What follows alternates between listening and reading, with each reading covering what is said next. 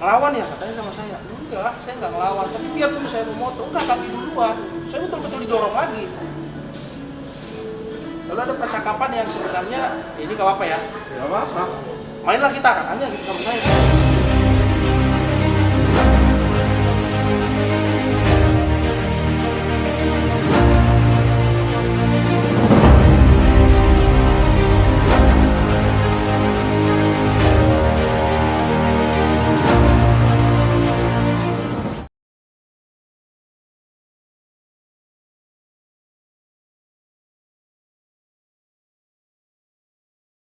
Shalom, Boras Kadongan.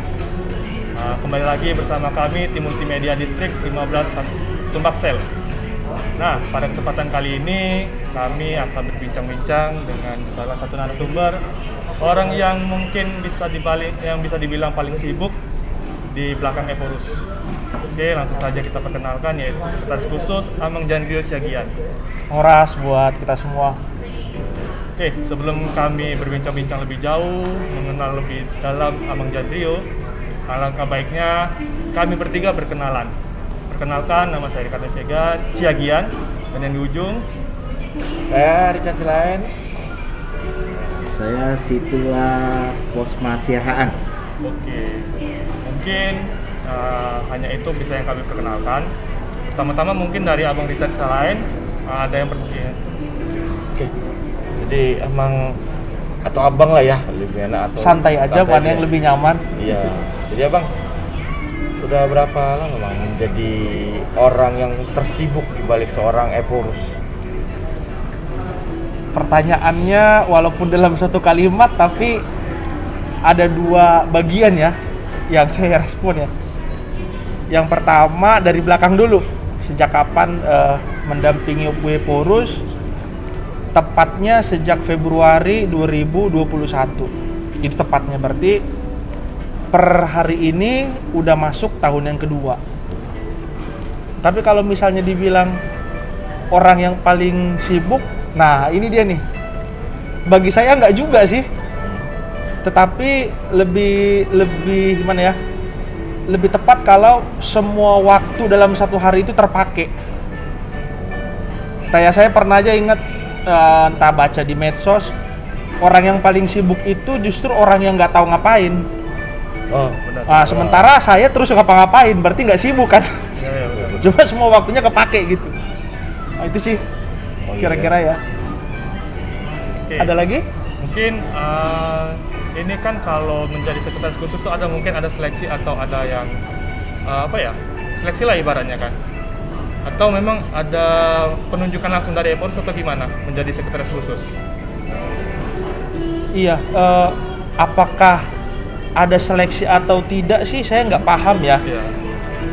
Tetapi pada faktanya kan Eporus bersama dengan Amang Sekjen dan ketiga Kadep itu dipilih oleh Sindidio Godang pada saat Desember 2020. Nah, ketika terjadi pergantian periodisasi pimpinan di HKBP, berarti Desember, Januari, lalu Februari, itu berarti ada jarak 2 bulan. Saya terima SK yang baru. Setelah sebelumnya saya melayani di Batam, di HKBP Pergamos. ya. Begitu. Nah, jadi ketika saya mendapat SK itu malam hari, tepatnya ketika saya sedang acara kunjungan ke rumah seorang jemaat, fisik SK itu nyampe. Ya terkejut juga. Terkejutnya begini, siapa saya gitu ya mendapat SK sebagai sekretaris khusus Eporus HKBP. Lalu saya berani-beraniin aja menghubungi beliau. Jadi saya WA, saya mau telepon, boleh apa enggak, saya gituin. Beliau jawab, silahkan. Nah, jadi ketika sedang kunjungan jemaat itu saya minta izin, ini saya mau ada telepon penting, sebentar ya gitu. Nah, jadi saya telepon Opung, ini bagaimana maksudnya ini saya terima SK menjadi sekretaris khusus Opung begitu. Lalu pertanyaan Opung ketika ditelepon itu, senangnya kau apa enggak? Nah, ini kan ketika ditanya senang apa enggak, ini kan pertanyaan yang sulit ya. Jawab senang ya senang, jawab enggak bingung kita gitu. Tapi ya saya jawab ya senang opung. Oke, kalau gitu persiapkan dirimu, tuntaskan urusan di gereja, lalu datanglah ke Piaraja. Nah, kira-kira begitu sih kisahnya sih. Kira-kira Amang untuk menjadi sekretaris khusus untuk mendampingi Eporus dalam kegiatan sehari-hari, apa perlu skill-skill khusus atau kemampuan khusus Amang yang diminta? Atau selama ini standarnya untuk sekretaris pribadi Eporus itu apa sih sebenarnya? Yang jadi kira-kira menurut Amang, oh mungkin karena saya dipilih karena kemampuan ini gitu, ada di bidang IT apa, bidang komunikasi apa, sertifikat pelatihan apa, ada nggak? Oh iya, thank you Mang. Itu makanya tadi waktu di awal saya bilang ketika saya baca SK itu siapa saya gitu ya. Karena saya langsung mengingat teman-teman saya atau rekan-rekan sekelas saya, adik-adik kelas saya yang masih sempat jumpa, abang kelas saya yang menurut saya mereka tuh jauh lebih cerdas, jauh lebih punya kemampuan yang mungkin kita bayangkan sekarang ya. Kok saya? Begitu. Kok saya yang berikutnya, saya melayani di kota atau pulau yang terpisah sedikit dari Pulau Sumatera, yaitu Pulau Batam. Artinya yang saya maksud Batam ke tempat yang lain kan agak sulit ya, harus melalui pesawat atau melalui kapal laut. Jadi itu sebenarnya akses yang agak terbatas. Lalu saya melayani di gereja yang bisa terbilang masih baru bangkit, baru bertumbuh. Loh kok saya dipilih? Itu pertanyaan berikut dalam hati. Tetapi pengenalan saya dengan Opu Eporus sebenarnya pertama-tama beliau sebagai ketua rapat pendeta ketika itu. Nah, jadi karena beliau ketua rapat pendeta, salah satu tugasnya adalah mengurus yang namanya TLP. TLP itu singkatan dari Tupak Liat Padita. Kira-kira begini nih. Kalau si pendeta itu pensiun, atau kalau si pendeta itu meninggal dunia, atau istri atau suaminya, maka semua pendeta itu memberikan iuran dengan jumlah tertentu. Misalnya si pendeta meninggal, maka si istri akan menerima dana sejumlah 50.000 kali sejumlah pendeta yang sudah ditentukan. Tentu kan mengelola itu dari semua distrik bukan perkara yang mudah. Nah, sehingga ada yang namanya ale-ale TLP, koordinator TLP di setiap distrik. Kalau celetukannya orang-orang sih biasanya ngarobe partagi. Penagih iuran. Penagih iuran. Debt collector lagi. Jadi, nah, di distrik 20 Kepulauan Riau oleh Amang Preses Kardi Simanjuntak yang terakhir melayani sebagai kepala departemen Marturia, sudah almarhumnya beliau ya. Di rapat pendeta distrik, teman-teman pendeta mempercayakan tugas itu kepada saya, menjadi kasir di distrik atau debt collector di distrik Kepri. Nah, sehingga kalau jumpa pendeta, mana iurannya, bayar.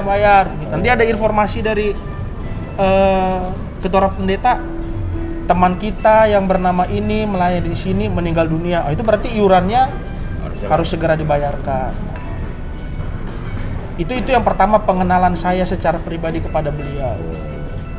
Nah, supaya para ahli-ahli TLP ini punya ikatan yang baik, tahu bagaimana bekerja dengan baik di distriknya masing-masing, salah satu program KRP ketika itu ada membentuk pelatihan kepemimpinan bertempat di Bogor, itu selama seminggu. Nah, jadi kami dilatih di situ bagaimana menjadi seorang pemimpin begitu ya. Lalu semakin kenal baiklah dengan Opu Eporus yang sekarang. Di sana pelatihnya Opui. Beliau kapasitasnya sebagai ketua pendeta. Kalau pelatihnya itu Bapak Sigit Triyono. Tapi ketemu di sana juga. Ketemunya di sana, kira-kira begitu. Disitulah awal ketemunya ya. Nah, lalu apakah saya punya skill khusus atau enggak? Saya pikir ya skillnya Tuhan yang kasih sih ya. Atau Tuhan yang menguatkan. medsos Amang itu viewernya atau subscribernya banyak? Enggak juga ya. Tapi kalau aktif, Berapa IG-nya, kalau aktif, subscribernya berapa? kalau aktif di medsos iya. FB YouTube-nya, ada. YouTube-nya berapa? YouTube saya nggak punya IG channel tapi, YouTube. Facebook IG ada, Facebook ada, Twitter ada. aktif juga ngisi. Aktif posting. juga. Nah, itu. Cuma biasanya sih yang kita update tuh yang lucu-lucu, Oh gitu. gombal-gombalan muda-mudi. Ah, itu biasanya begitu sih. Jadi emang selama menerima tahunan ya, sampai sekarang itu udah berapa lama, Bang? Saya menerima tahbisan pendeta atau manjala tahunan itu 2014. Berarti per 2022 ini akan memasuki tahun yang ke-8 ya. Iya. Jadi selama menjalani tahunan selama 8 tahun ini pertama kali ditempatkan di mana, Bang? Setelah manjalo tohonan, saya ditempatkan di Batam. Tapi sebelum di Batam itu posisi sudah pendeta ya. Heeh. Tapi ketika calon pendeta itu di distrik Bekasi. Gitu. Nah, jadi setelah di manjalo tohonan tadi ditempatkan di HKBP Batu Haji Baru, Resort Sungai Langkai sebagai pendeta fungsional. Kalau STH-nya ngambil sarjana teologinya gimana? Di STT HKBP Pematang Siantar, Mang. Nah ini kan Amang kan lahir di Palembang atau di mana? Lahir, nama tempatnya itu Pulau Burung, Mang. Oh, Pulau Buru di Ambon. Pulau Burung Maluku. itu di Riau Daratan. Oh, Buru, bukan Buruh ya. Pulau Burung, Riau Daratan, Tembilahan. Oh, nah. Tapi kalau sekarang, walaupun dia di Provinsi Riau, tapi kalau medan pelayanannya dia di Kepri. Jadi bisa ditempuh kira-kira 2,5 jam naik kapal dari Batam. Jadi di situ saya lahir. Tapi pernah di Palembang juga dengan ikut Amang gitu. Iya benar, Mang. Jadi setelah bapak saya yang adalah pendeta juga melayani di Pulau Burung, lalu pindah ke Palembang. Yang sekarang gerejanya sambungan distrik kita. Mungkin tahun 89 sampai 91 kira-kira gitu. Nah, sebelum mengenal lebih jauh, mungkin dari Amang Jandrio lah bisa memperkenalkan diri. Mungkin ada jemaat yang bertanya, Sekus ini masih calon pendeta kah? Atau masih ini segala macam? Atau masih jomblo atau segala macam? Udah punya anak atau belum? Soalnya dalam beberapa hari berjalan ini, saya meliput dari awal Epurus datang sampai sekarang, masih ada jemaat itu yang bertanya, ini Sekus ini masih calon pendeta kah? Udah menikah kah? Udah punya anak kah? Nah, mungkin dari Amang lah. Oke, makasih. Izin saya buka masker kalau mau perkenalan ya. Apa? Ini tampilan aslinya begini. Oke. Jadi supaya di kamera kelihatan ya. Kalau menurut para netizen, penikmat acara channel YouTube Distrik 15 Sumbaksel ini, kalau begini tampilannya kira-kira jomblo kah? Sudah menikah atau sudah punya anak kira-kira gitu ya? Ya. Itu pertanyaan tadi. Ya, Tapi izin ya. saya pakai lagi ya. Iya. Sebelum saya jawab, karena ini pertanyaannya ditonton oleh banyak orang, maka harus jujur ya. Ya. Ya, wajib dong. Walaupun kalau nggak ditonton ya jujur juga ya. Iya, harus. Ya, udah banyak ya distrik yang saya jalanin. Memang banyak yang nanya kayak begitu. Kadang-kadang ada yang manggil, Amang calon pendeta sini, Iya. gitu ya. Benar-benar. Saya selama dipanggil orang, mau dia manggilnya salah apa benar, ya saya jawab aja. Iya, gitu. Baru nanti saya ketika udah ada komunikasi, ditanya-tanya, oh saya udah pendeta. Mungkin karena dugaan orang banyak kalau Sekus itu biasanya yang sangat muda dan mungkin masih calon pendeta, itu pemahamannya. Iya, Jadi iya, saya nggak mau nyalahin Iya, itu, benar. ya biarin aja. Lalu yang kedua, ternyata saya udah punya anak 2. Oh. Ya, artinya sudah menikah. Istri saya yang paling baik itu Borusi Hotang. Ya, Tuhan sudah mengaruniakan 2 orang anak laki-laki. Yang pertama namanya Joseph, yang kedua namanya Jajireh. Jajireh itu dari Jehovah Jireh, artinya Tuhan mencukupkan. Jadi seandainya ingat kisah Abraham yang Tuhan bilang persembahkan dulu anakmu, gitu ya. Lalu dia bawa anaknya si Ishak, walaupun nggak si Ishak yang jadi ya, dipersembahkan gitu. Jadi Tuhan menyediakan apa yang harus dipersembahkan oleh Abraham itu sendiri. Nah, karena ada kisah iman di balik itu, jadi saya kasih nama anak yang pertama Joseph, yang kedua Jajireh. Jadi kalau orang Batak manggil saya Bapak Joseph. Jadi kalau celetukannya gini Amang. Isedo guarni Bapak ni Yesus. Tapi ini kan pertanyaan dalam bahasa Batak ya. Iya. Maka jawabannya Joseph. Bapaknya Joseph Pendeta Jandrio Siagian. Nah, Boleh. saya nggak kenal. Saya nggak kenal. Pak. Iya. Jadi kalau ada nanti kuis Alkitab ya jangan jadi saya ditanya. Isedo opung ni Yesus Pendeta Jandrio, jangan ya salah itu. Langsung tenar dong ntar Itu gara-gara itu. guyon aja. Guyon. Jadi emang suka duka selama menjadi sekretaris khusus Epurus. Penasaran kita, Mak. Penasaran ya? Suka duka, sukanya begini, sebagai pendeta yang masih terbilang sangat muda, dengan saya melayani saat ini sebagai sekretaris khusus Epurus, bisa melihat HKBP lebih luas, lebih dalam. Itu hal yang mungkin bagi saya nggak terbayar oleh apapun. Walaupun mungkin ada dugaan orang ya enak ya jalan-jalan, bisa ke Palembang begini, tiba-tiba nanti udah di Jakarta, di Surabaya. Ya itu enak juga. Tapi sebenarnya itu sekaligus dukanya juga, tapi itu nanti aja ya. Tapi sekali lagi, yang paling bikin saya senang, saya bisa melihat itu tadi. Mungkin kalau saya hanya di jemaat saja, yang saya kenal ya hanya jemaat lokal, resort, paling besar distrik. Jadi ketika sekarang udah melayani posisi sekarang, bisa berjumpa dengan sangat banyak jenis orang. Dari yang paling muda sampai yang paling tua, dari yang pendidikannya sangat tinggi, sampai yang biasa-biasa saja pendidikannya gitu ya. Dari yang punya jabatan sangat luar biasa di negeri ini, sampai berjumpa dengan jemaat di desa-desa yang tidak punya pekerjaan. Jadi itu sukanya di situ. Kalau dukanya, aduh ini kalau ngomong duka langsung kena ke hati jadinya gitu ya. Dukanya banyak sebenarnya ya. Dukanya ketika begini, tentu kan orang yang ingin berjumpa dengan Opus Epurus banyaknya luar biasa ya, banyaknya luar biasa. Baik berjumpa ingin menyampaikan unek-unek, permohonan dan permintaan, atau sekedar minta foto.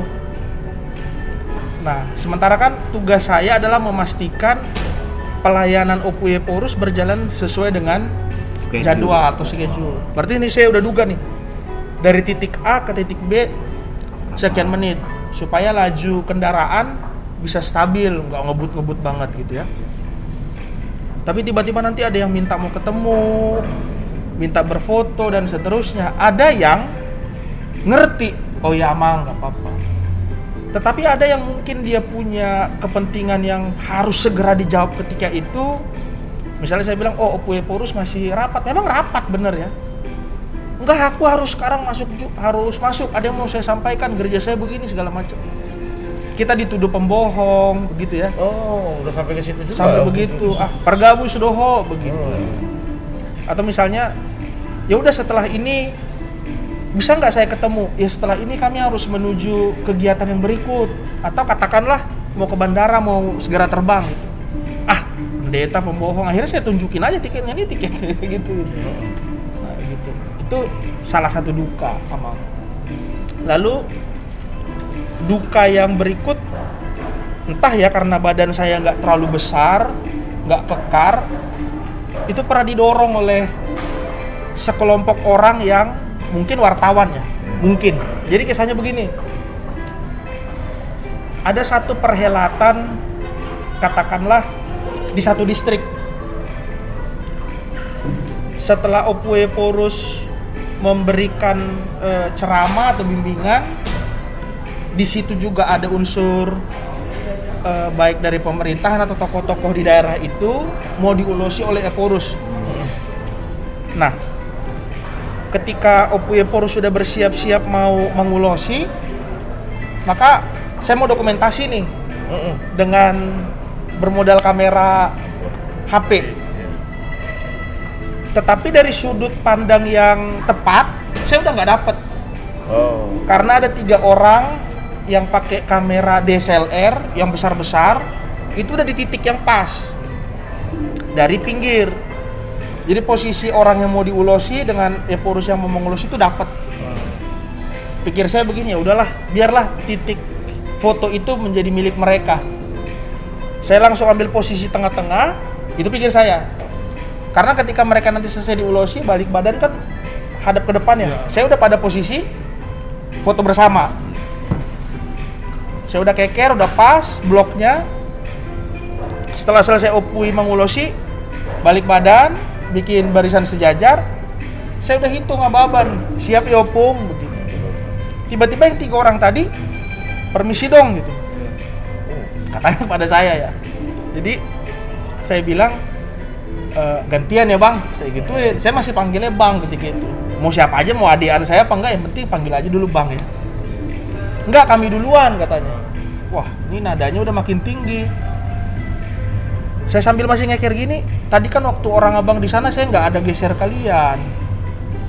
Jadi tolonglah saya jangan digeser, saya begitu.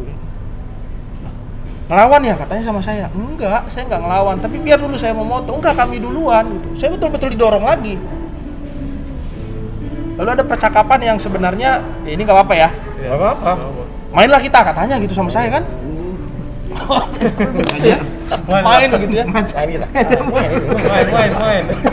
Tapi saya nggak tahu main apa kan kira-kira gitu ya. Entah main PS kan saya nggak tahu ya. Nah jadi ya udah akhirnya sambil agak dorong-dorongan dikit kami ambil foto. Setelah selesai tokoh itu dan juga Eporus kembali ke tempat, kita jalan menepi ya. Siapa kau? Katanya sama saya kan. Kok suka-sukamu di sini katanya. Oh saya di situ agak ini juga ya, apa sih namanya, darah rendah ini naik juga bang. Karena ditanya siapa kau gitu ya. Lalu saya bilang sama mereka bertiga, abang yang nggak kenal siapa saya di sini. Loh, emang siapa kau? Pokoknya abang yang nggak kenal saya siapa di sini. Gitu. Kalau gitu kita main di luar aja. Saya nggak biasa main di luar bang, saya gituin. Saya sukanya main di dalam. Wah kau makin ngelawan kau. Terus saya bilang, kalau abang nyentuh saya di sini, abang yang repot bang. Gak usah lah. Mereka sambil keluar, udah keluar ruangan dari pintu itu, mereka begini-beginiin saya. Sini kau katanya. Ya udahlah, gak usah saya ladenin. Itulah dukanya ya. Duka yang berikut, pernah juga ada Eporus kita dalam satu kegiatan jumpa sama tokoh tertentu. Jadi mereka jalannya damping-dampingan ya, kan biasa begitu ya kayak. Saya sebagai sekretaris Opung ya harus berada di dekat beliau dong. Mana tahu ada yang perlu ya. Lalu pas saya jalan 1-2 langkah, tiba-tiba saya diginiin sama. Asis ini pengawalnya si tokoh ini. Iya, gitu kan. Udah ya saya diam aja. Tapi kan ini komandan itu dulu istilahnya ya. Iya. Terus jalan ya kan. Ya saya ikutin terus dong. Terus diginiin lagi sekali lagi. Aduh, gimana ini pikir saya? Lebih tinggi badannya dari saya. Tapi nyali jangan tanya dong, kan gitu ya. Jadi ketika udah melangkah lagi setelah dihambat yang kedua, dia yang saya tangkap pinggangnya dari belakang begini.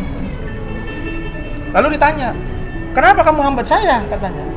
Lalu saya jawab, saya baru hambat Bapak 1 kali, Bapak udah protes. Bapak dari tadi menghambat saya 2 kali. Saya nggak protes kok, saya gitu. Ya soalnya Bapak terlalu dekat dengan yang saya kawal. Oh. Kata, mungkin ada perimeternya ya, saya nggak ngerti ya. Nah, karena itu jawabannya, spontan saya juga punya jawaban.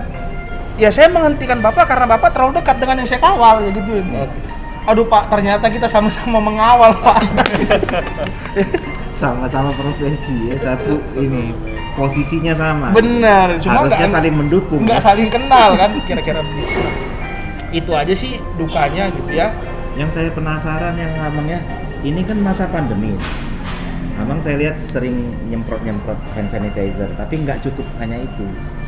Jadi kan kalau saya nggak salah ya, Opui dengan Opui Buru kan belum pernah kena COVID. Oke. Nah, jadi gimana cara abang ini menjaga kira-kira kesehatan opung, karena banyak ketemu orang, pasti banyak ketemu orang. Itu saya ya sangat ini pengen tahu di masa pandemi ini gimana cara Amang mengatasi soal misalnya ada masalah kesehatan atau apa, pasti kan kalau capek atau apa gitu. Iya, thank you Mang. Yang pertama, Opui Porus kita sebenarnya sudah pernah kena COVID. Oh. Tapi sebelum beliau jadi Porus ya. Iya ya. Oh, Pas kalau- maksud saya sejak Amang jadi Yes. pengawal Oke. Amang. Memang sejak saya bersama-sama dengan beliau, kalau yang menjaga kesehatan beliau sebenarnya nggak saya sih. Opui Porus bersama dengan Inang, mereka berdua ini sosok yang mandiri. Artinya sebenarnya bisa ngurus diri sendiri. Jadi saya nggak terlalu kewalahan untuk hal-hal seperti itu. Opung rajin berenang atau hampir setiap hari dia berenang. Kalau pas ketemu kolam ya, Iya. atau kalau di Tarutung ke pemandian soda. Inang juga begitu, olahraganya begitu. Jadi sebenarnya secara fisik mereka berdua nih sehat dan mandiri. Tetapi ketika sudah dalam kegiatan yang seperti kita laksanakan, ketika Opung apakah tosnya tos tinju, Iya. atau kadang-kadang ada aja orang yang menyambut tangannya, beliau mau nggak mau akhirnya harus salam begitu ya. Ya saya harus cekatan aja semprot tangan Opung supaya ya mengantisipasi Mang. Justru yang kena COVID dalam pelayanan setahun ini saya, bukan Opung. Itu Pernah pula. kena. Jadi saya pernah 1 bulan rehat. Oh. Tapi kenanya karena bukan dalam pelayanan ya. Ketika itu sedang di Surabaya, kalau saya tak salah ingat, rapat pendeta distrik Amang. Berapa ini? Kami harus pulang hari Selasa atau hari Rabu, itu saya nggak, Rabu kalau saya nggak salah ingat ya. Hari Minggu istri kasih informasi anak-anak demam. Waduh, saya udah nggak tenang nih. Tapi nggak kepikir kalau itu COVID. Nah, lalu Minggu malam dia WA lagi. Saya jadi ikutan demam. Wajar ya pikir saya karena ibu dan anak ya. Lalu Senin pagi istri saya demamnya semakin tinggi. Lalu saya bilang cek aja dulu antigen, saya bilang. Ternyata hasilnya positif. Jadi istri dan 2 anak saya duluan positif COVID. Oh, anak juga kena? Ya, anak kena. Nah, jadi memang yang ketahuan hasilnya duluan itu istri, sehingga dia harus isolasi mandiri di rumah. 2 orang anak diasingkan. Ya dirawat sama teman satu kantor lah di kos-kosannya. Tapi ternyata COVID juga. Nah, karena mereka sudah dinyatakan COVID, jadi bisa isolasi mandiri sama-sama Bareng-bareng ya? di satu rumah. Nah, lalu Opung bilang, jaga dan tanggung jawabilah dulu anak dan istrimu, itu yang paling penting, kata Opung. Saya masih tanya, lalu gimana nih Opung pelayanan seterusnya? Tenang aja, itu jawaban Opung. Akhirnya saya pulang ke rumah nih. Padahal sebelumnya saya menginap di tempat yang lain. Saya pulang, 3 hari setelah bersama dengan mereka, saya yang bergejala. Oh. Akhirnya saya jadi COVID karena Atau lebih tepatnya meng-covidkan diri gitu ya kalau gitu ya. Ya. Menjemput ya? Memang ini. Iya, karena memang rumah yang kami tinggali, rumah kontrakan itu memang tidak memungkinkan untuk isolasi mandiri. Karena ya rumah sempit, kamar mandinya satu, ya kita terimalah COVID itu dengan segala konsekuensi. Iyalah, kalau keluarga semua kena ya pilihannya ya kita harus siap juga ini. Iya. Dan Untuk opung ngurus sambil sakit ya selama waktu itu. dan opung Eporus kita sama Inang dan saya juga memang termasuk orang yang disiplin sih, emang pakai masker sih. Ya puji Tuhan ya tetap bugar lah sampai sekarang ya. Mungkin tadi di awal sekali kan bilang Amang dipilih tuh, kenapa dipilih padahal ada yang lebih berkualitas nih daripada yang lain, teman-teman abang tingkat dari tingkat. Nah, mungkin dalam setahun ini kan ini masuk tahun kedua, mungkin ada pengetahuan atau keterampilan yang ingin ditingkatkan oleh Amang tuh apa aja sih untuk membantu tugas Opung Eporus dalam berkegiatannya, mengelilingi, berkunjung ke distrik-distrik atau ke gereja-gereja gitu aja. Ya, memang hebatnya gereja kita HKBP, kita sudah punya struktur organisasi yang kuat. Jadi sebenarnya Eporus kita penopangnya itu bukan saya saja lebih tepatnya, tapi Tim, ya. semua itu menopang. Ada Amang Sekjen di bagian administrasi, ada Amang dan Inang kepala departemen, dan juga ada kepala-kepala biro.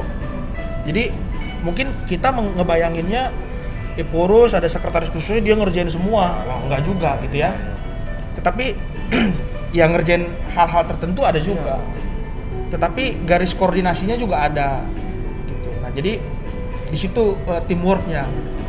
Kalau yang paling penting saya amati selama 1 tahun ini, paling tidak kondisi tubuh harus prima, lalu responsif. Opung nih WA-nya masuk bisa jam 4 pagi gitu. Enggak pas jam 04.00 ya, itu pernah 04.27.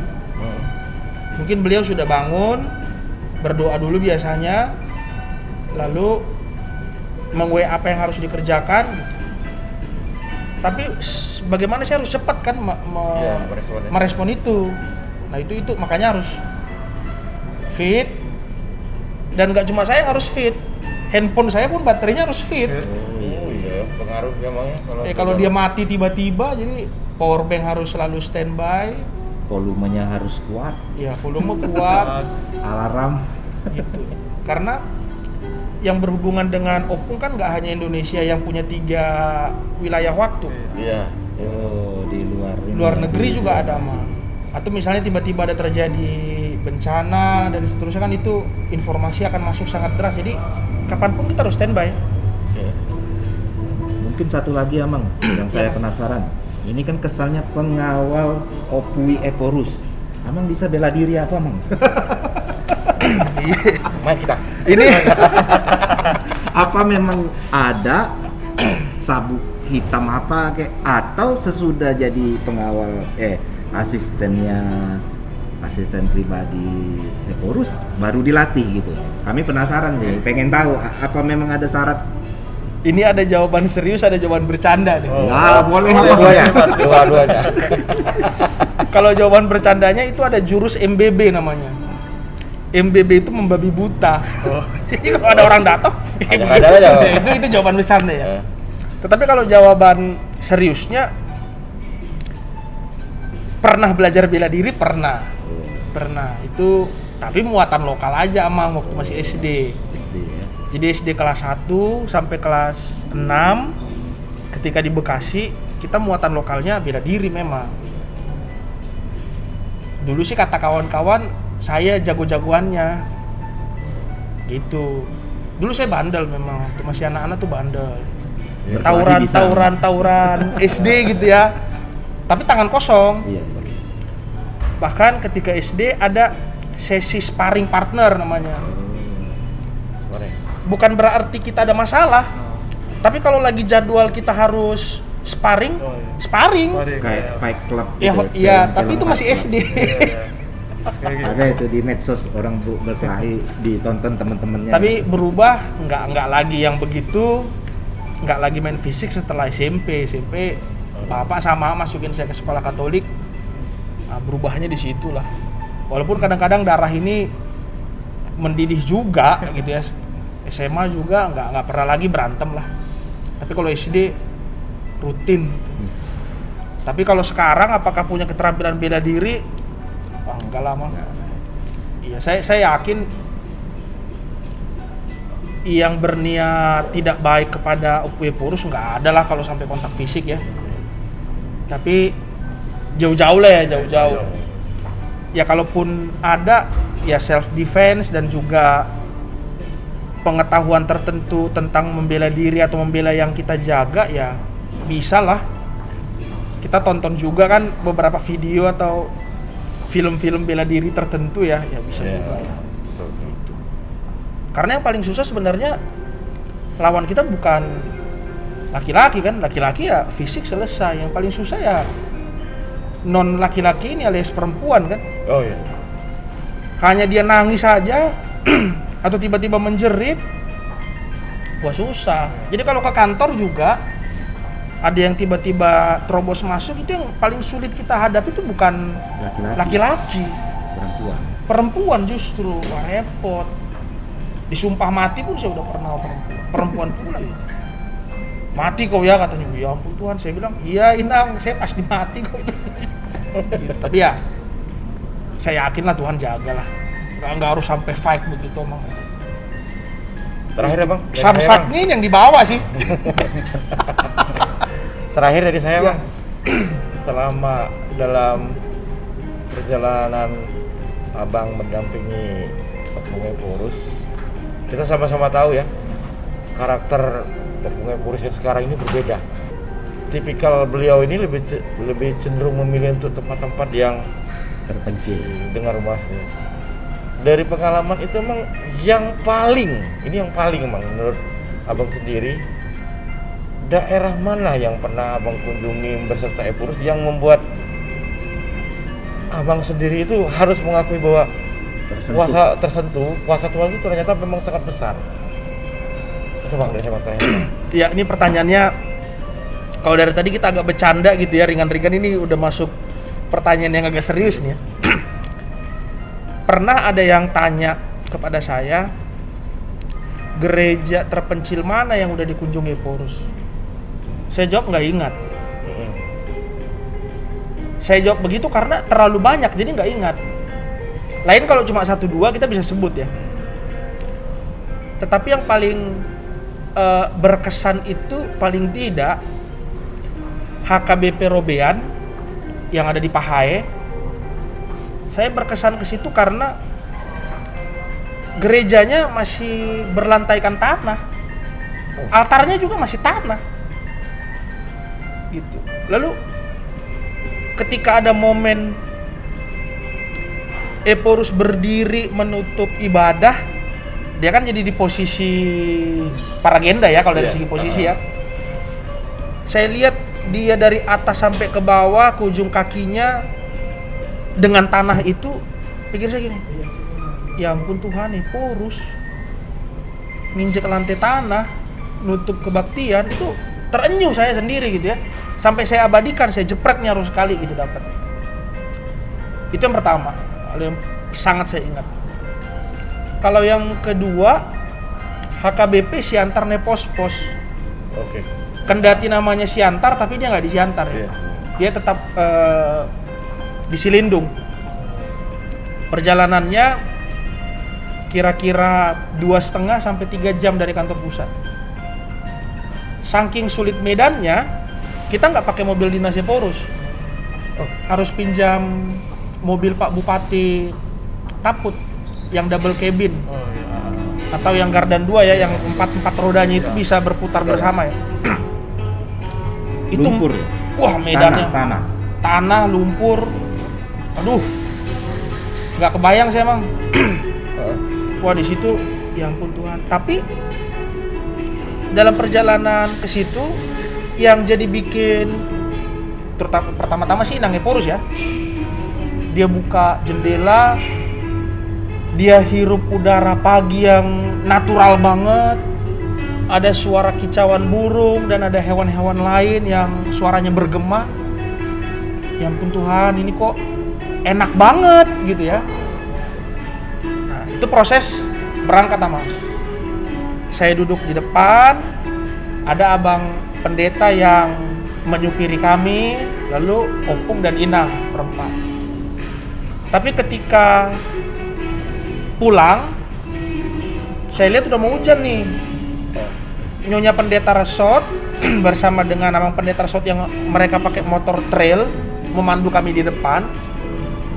Waduh, kasihan nih kakak ini, pikir saya, kalau dia kehujanan nanti naik motor trail. Jadi ketika pulang saya tawarin, kakak aja duduk di depan, biar saya duduk di kabin belakang yang terbuka.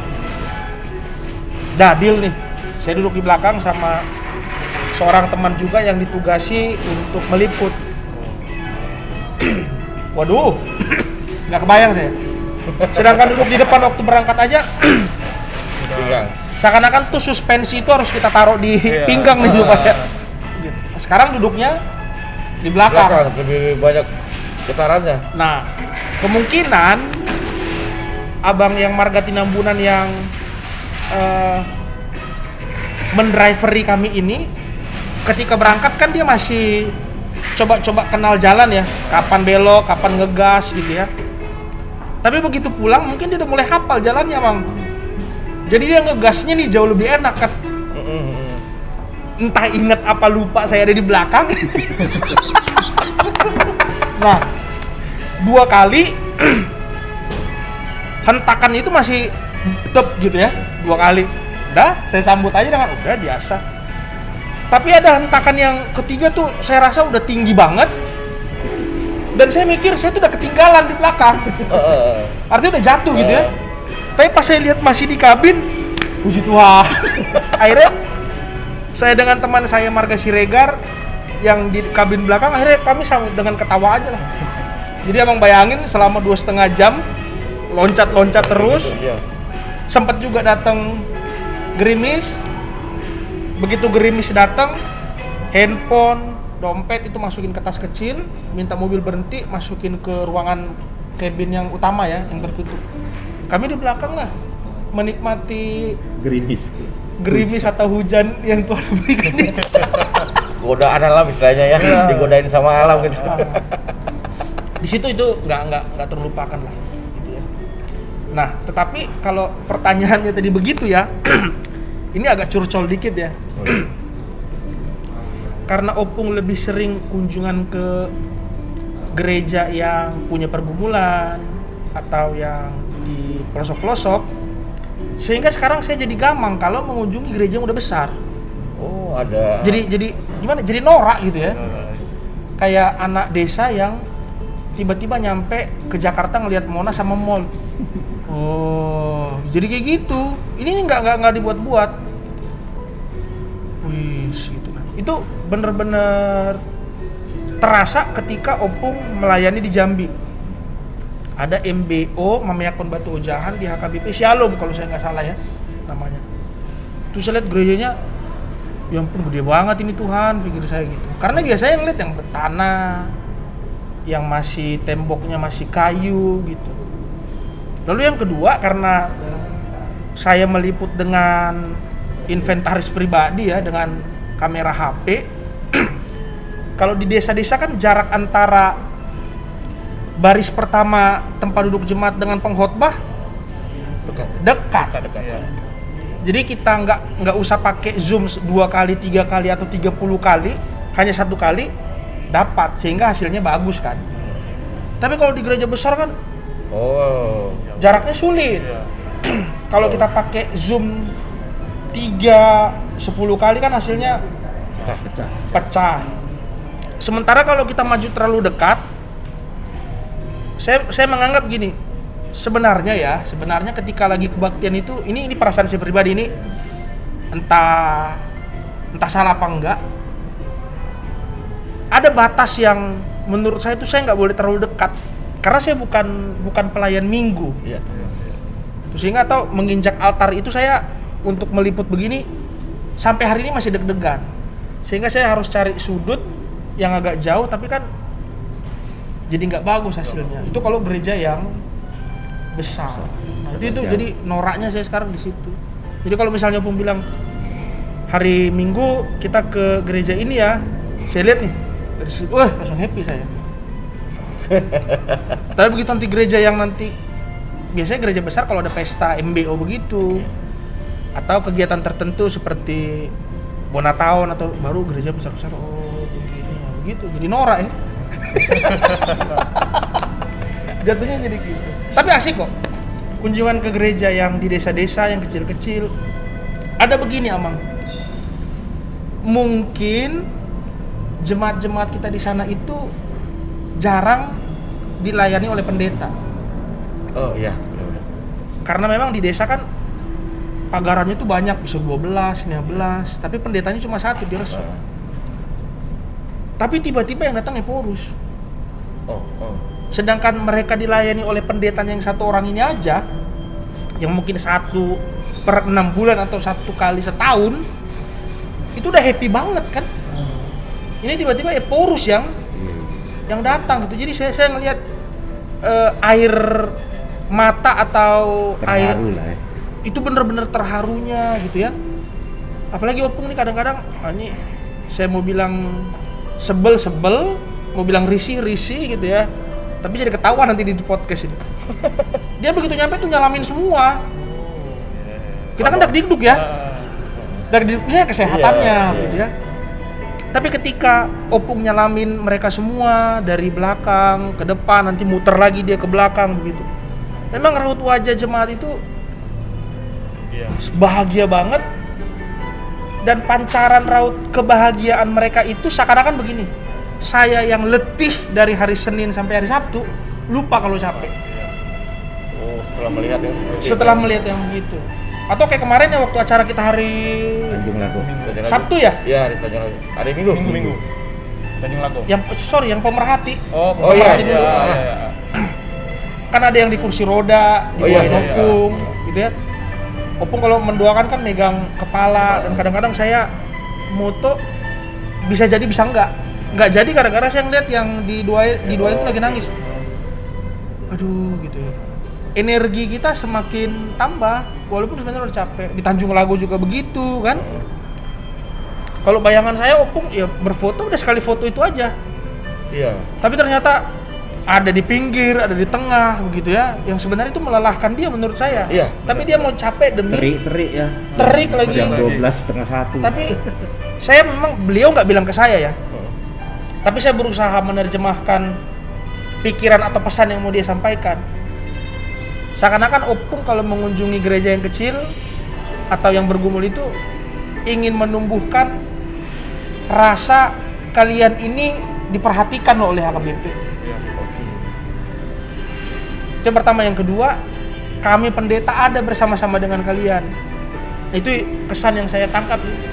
Ya, sebenarnya kan bisa aja dia bilang gini ya. Udah fotonya sekali foto aja tag, udah. Iya. Bersama dengan semua jemaat. Kalau saya sih perspektifnya dari situ. Karena bagi saya kan dari titik A ke titik B harus tuntas nih perjalanan. Tiba-tiba Opung bilang, udah satu-satu aja. Kadang aku di tengah, lalu mereka yang di tengah. Itu kan lama banget sebenarnya. Tapi ya menumbuhkan kesenangan jemaat ber-HKBP itu yang saya lihat value-nya ya dari yang dilakukan oleh Opung. Kira-kira gitu sih. Mungkin dari Amang Posma ada pertanyaan lagi? Ya cukup closing. Dari saya lah yang Oke, terakhir. terakhir nih ya. Terakhir. Oke. Oke, mungkin jadi sekretaris khusus nih mungkin 3 tahun lagi lah ya selesai ya. 3 tahun sampai 4 tahun ya. Belum tahu sih, tergantung Opung sih. Oh, Bisa aja besok udah enggak gitu. anggaplah masa periodisasi udah habis. Oke. Nah, apa sih yang pengen dilakukan Amang setelah periodisasi ini habis? Atau apa sih targetnya dalam 3 tahun, 4 tahun ke depan? Oke. Ini pertanyaannya juga asik banget ya. Sebenarnya gini ya, Agian, karena kawasan marga saya. Iya. Ketika masih calon pendeta, saya berjumpa dengan pendeta resort atau pendeta tutor saya yang luar biasa di Bekasi. Sekarang preses di Bekasi. Pendeta Mangatur Manurung. Oke, ya. Yang khotbahnya tuh pernah juga di sini. yang khotbahnya sekarang lagi viral, preses ya. kita Gian kan. Ya. Jadi dia banyak ngajarin saya. Jadi di kampus saya pernah membaca tulisan-tulisan yang mengatakan begini, think global, act lokal. Tapi kita nggak tahu apa pengejawantahannya, berpikir global, bertindak lokal. Paling cuma sebatas tahu gini, merawat dunia dengan cara membuang sampah pada tempatnya. Toh itu aja, Bang. Yang senada dengan itu, berpikir dari akhir, bertindak dari awal. Itu cara berpikirnya kan. Jadi kalau kau mau sampai garis finish, itulah cara berpikirmu. Garis finish itu. Tapi kau harus langkahkan langkah pertama, lari. Udah, tok sampai di situ aja. Tapi ketika saya berjumpa dengan Amang Pendeta Mangatur dalam sesi mengajari Parguru Malua, jadi dia di sesi pertama ke kelas Parguru Malua itu kasih secari kertas kepada anak-anak Parguru Malua, tulis dan gambarlah batu nisanmu. Ekstrim nggak? Bayangin Amang mau Parguru Malua nih, dari sekolah minggu, remaja, beranjak mau kena Pusubulung. Baru SMP SMA lah itu. Iya, lagi ababil ya. Tiba-tiba disuruh gambar batu nisan. Orang tua banyak yang protes tuh waktu itu. Nah, setelah dia kasih tahu apa maksudnya, itu yang saya terapkan. Ketika calon pendeta LPP 2, ketika saya sudah pendeta dan sama diri saya sendiri. Jadi saya sudah gambar batu nisan saya. Ini kalau misalnya jadi terpengaruh mau ikut silahkan. Nah, sebelum berkeluarga, saya sudah tuliskan, menggambarkan batu nisan saya, bertuliskan rest in peace. Pendeta Dr. Jendrio Fernando Siagia, lahir dokter ingat tuh. 12 Januari 1988, baru meninggal pada usia 70 tahun. Berarti 2058 ya. Itu doa saya. Jadi meninggal pas umur 70 tahun dengan pemikiran gini, melayani sampai umur 65, pensiun 5 tahun dan menikmati bersama keluarga. Dan itu saya doain supaya saya meninggal ketika saya meniup lilin ulang tahun. Jadi saya bayangin nanti anak saya, cucu saya datang, opung, selamat ulang tahun yang ke-70, happy birthday gitu ya. Saya tiup, tos mah kok sana. Itu sebelum nikah. Tapi setelah nikah, istri saya sama inang mertua saya bilang, jangan lagi gitu. Jadi saya terangin, saya jelasin. Oke, kalau gitu saya update deh sama Tuhan doanya supaya meninggalnya usia 80. Nah, dalam rangka itulah tadi jawaban saya ke pertanyaannya. Dalam rentan waktu yang saya udah tuliskan, tadi kan emang udah dapat clue-nya dikit ya. Posisi saya meninggal itu doktor S3 loh. Artinya saya sudah punya rencana kehidupan atau timeline, tahun segini sekolah, tahun segini sekolah. Itu apa sih namanya? Yang ingin dicapai dari berpikir dari akhir, bertindak dari awal. Satu. Yang kedua kan saya meninggalnya umur 70 atau udah yang sudah saya update 80. Iya. Berarti kan saya harus jaga kesehatan dong. Iya, agar bisa sampai ke situ. Nah, jadi misalnya kopi, teh itu udah lama saya nggak pakai gula. Jadi kalau yang tersaji di depan kita ini pakai gula, ya nanti kita ganti lah yang nggak pakai gula. Untungnya belum, Bang. Untungnya belum dikasih gula. Gitu. Atau misalnya makan nasi itu saya sama sekali kurangi. Kalau bisa saya hindari pagi, malam tuh nggak nasi. Yang belum bisa saya hindari memang daging. Jadi kalau perhatikan di sini, ini cerita kemarin saya upload di Facebook saya. Ada panitia yang perhatiin Amang Pendeta ini, bukan Amang ya, Pak Pendeta ini udah 2 hari nggak makan nasi. Waktu di mana sih kita yang pemerhati dana pensiun ya. Iya, Hari Sabtu kan Iya. kami udah nyampe hari Jumat. Iya. Terus tiba-tiba ada ibu-ibu yang nyeletuk. Itu cari perhatian sama perempuan-perempuan Palembang aja tuh. Katanya kan. TP-TP kayak tebar pesona. Saya bilang, Inang anak saya udah 2. Jadi saya pikir mungkin saya nggak makan nasi karena saya masih muda supaya tetap bagus fisiknya supaya bisa tebar pesona ke cewek-cewek. Yang enggak lah. Nah, di situ dia. Tapi yang saya maksud gini, tidak pernah dalam timeline hidup yang saya rancang dan saya doakan kepada Tuhan selama 80 tahun itu menjadi sekretaris khusus Eporus.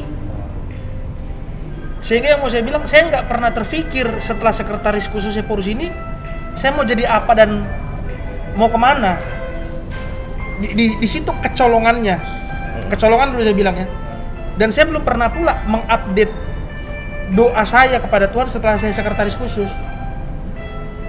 Teman-teman bilang gunakanlah kesempatan ini untuk studi lanjut. Katanya kalau sekretaris khusus Eporus itu punya hak istimewa, red carpet untuk sekolah. Saya nggak nganggap itu harus red carpet gitu ya, atau hak khusus, enggak. Saya masih pikirkan begini, gimana saya melayani gereja kita HKBP yang luar biasa ini melalui mendampingi Opu Eporus sampai kapan dia membutuhkan saya, itu aja. Apakah sampai 2024 itu nggak bagian saya. Kalau Opung bilang sampai minggu depan aja ya, atau pulang dari Palembang kita selesai ya, nggak ada masalah sama saya. Walaupun kan pemahaman kita mungkin sampai 2024 ya. Lalu setelah 2024 misalnya, katakanlah entah kapan saya selesai jadi Sekus, kalau bayangan saya begini, saya pengen asah kemampuan saya dalam komunikasi massa, itu satu, atau psikologi.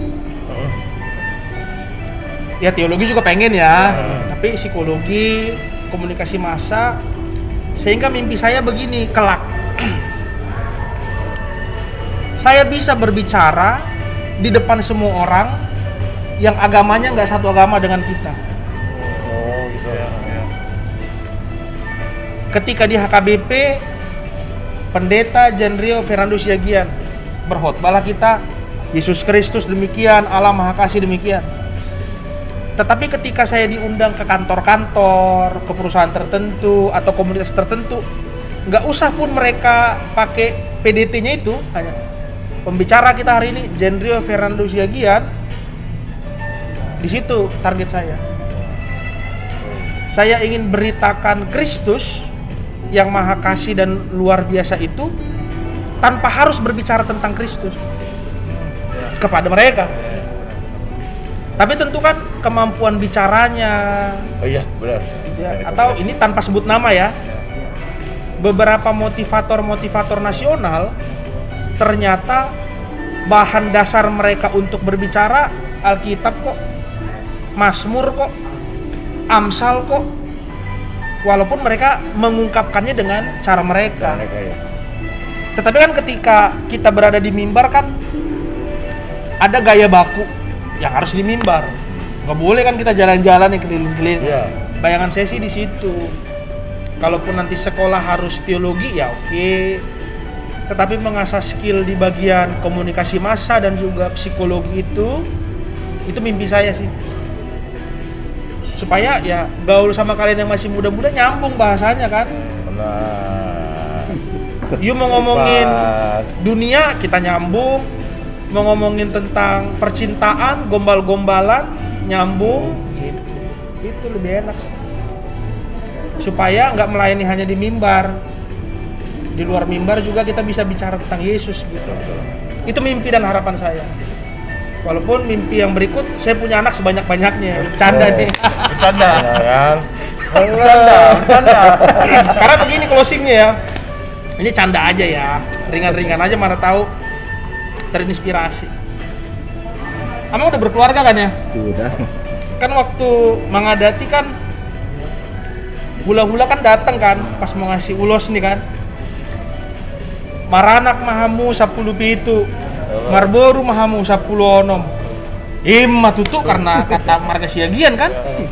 Kita kan hitung 17 tambah 16 33. Ini masih 2, berarti tugas saya masih 31 lagi. Waduh. Kebayang nggak nanti pensiun, istri saya tuh masih nih gendong anak ke 33 itu ya. Tapi itu sebenarnya sih guyonan saya. Sebenarnya pesan dari itu, saya mau ajak kita generasi zaman Now. sekarang, zaman now, jangan khawatirkan hidupmu tentang jumlah anak. Ya walaupun ya saya cuma paling bisa punya anak 3 atau 4 kalau Tuhan izinkan ya.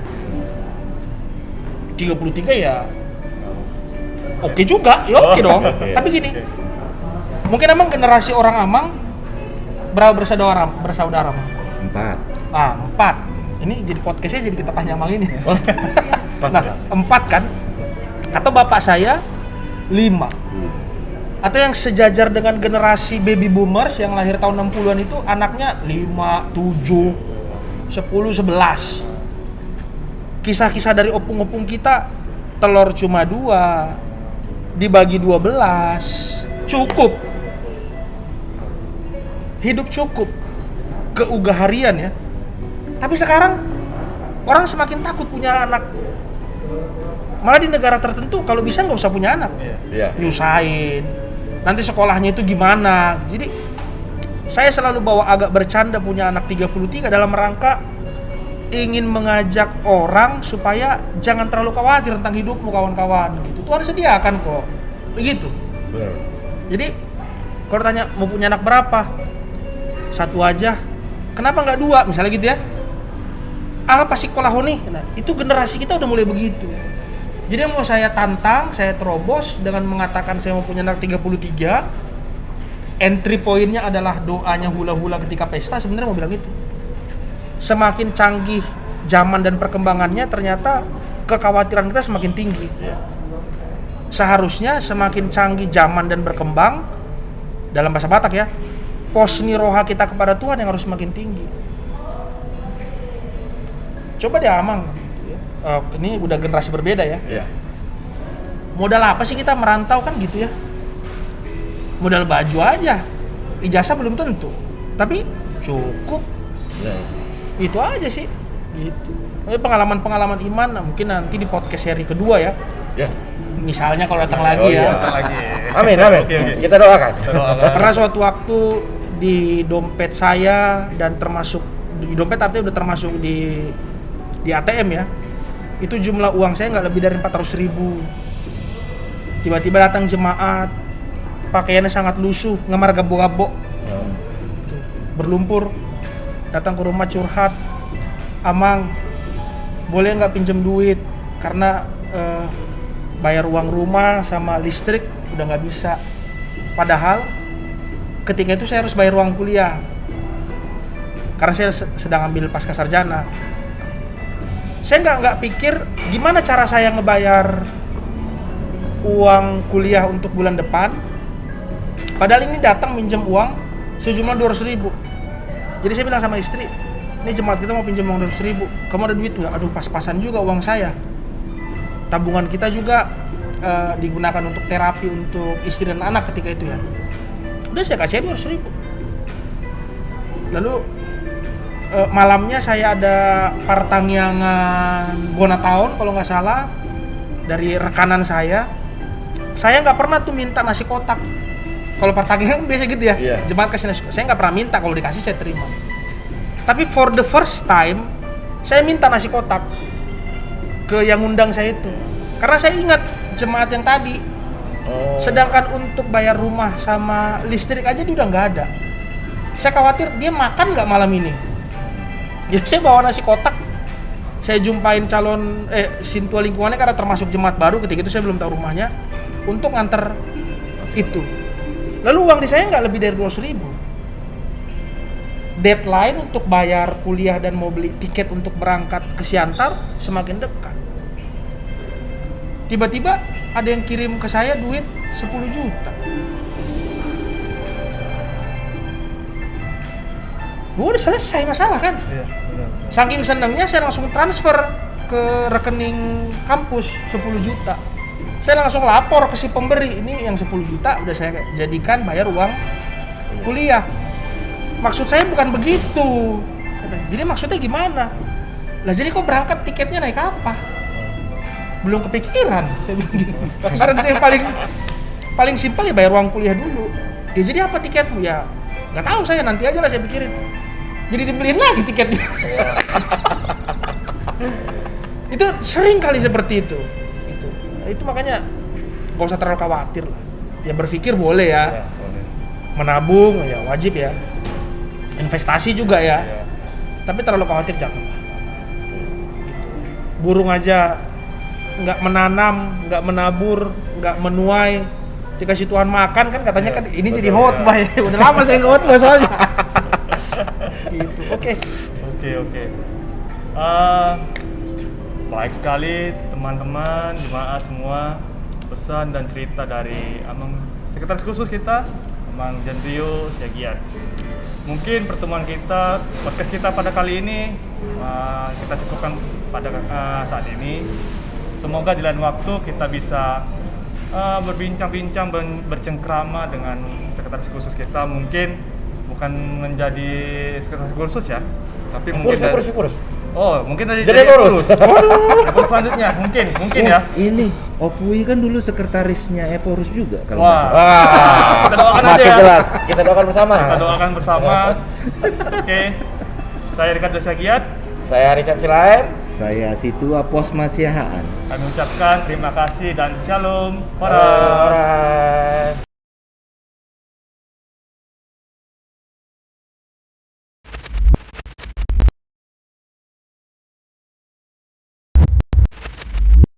Ya kayak saya lah, pada kesempatan tertentu seperti dianggap nggak cocok jadi Inat Tani Eporus. Mungkin penampilan saya terlalu kampungan gitu ya. Ya biarin aja. Emang gua pikirin kan gitu ya.